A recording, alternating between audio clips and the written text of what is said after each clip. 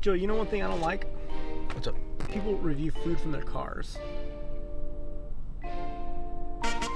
Sorry.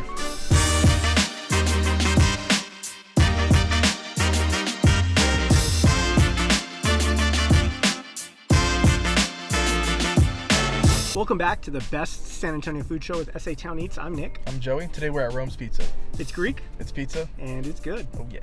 So these guys have 4 locations in town. They're on De Zavala, Culebra, Bandera, and the location we were at today, I think their newest location on Potranco Road.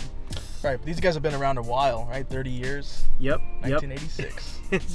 They've been in San Antonio for a bit. Right. We were able to see on the wall they had some awards from the current San Antonio Express News, a few other outlets. We can definitely see why they've earned all those awards. Yeah, makes sense. So when you walked in, man, what'd you think? Just feels like a pizza place. Right. I mean, I know that's super general, but it felt like a pizza place. Yeah, I mean, the decor is just your traditional pizza place, but what stood out was the Greek elements there. Yep. First thing you see is some baklava. Right. So, of course, we got that. Yep. Spoiler alert. Pretty hearty menu. They have a lot of the elements that you'd expect, right? They have the mott sticks, they have the buffalo wings, garlic bread, traditional pizza, but a lot of Greek elements also. You know, some dishes on their own. You can get some Greek elements on each pizza. Right.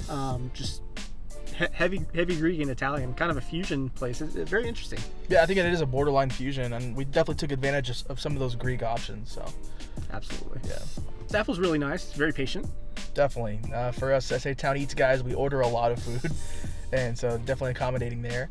And some of the Greek stuff is new to both of us, so having them kind of explain it, and that was very useful. Right. So the appetizer that we got was the Dolmas. It's a half dozen grape leaves stuffed with rice. It's cooked in lemon juice, olive oil, and it's also served with tzatziki sauce. I have had this before in like a med bowl and some other Greek Mediterranean places.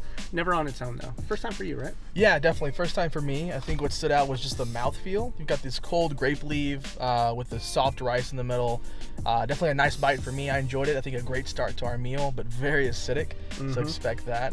Almost reminiscent of even a pickle. Right, I got that. Yeah, little bit of pickle element. After we put some lime on it, it kind of toned that flavor down a little bit, and you could just taste a little bit of everything else. But right.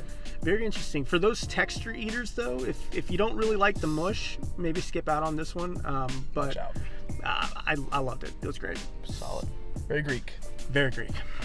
So we did get 2 pizzas. I went with the traditional pizza. They've got whole wheat and gluten-free options for the crust. We went with the bad stuff, but we like what we like. We like what we like.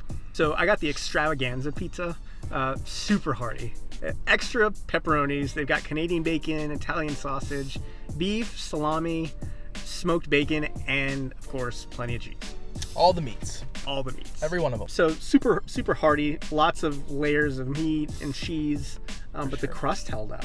Right. I think that's something that is a bit of a sacrifice there with all those toppings. Normally, you get that sog factor towards the middle of the pizza, but this pizza had a nice structure, I think. So nice crispy bite from start to finish, from the middle to the outside, and that's what made it stand out to me.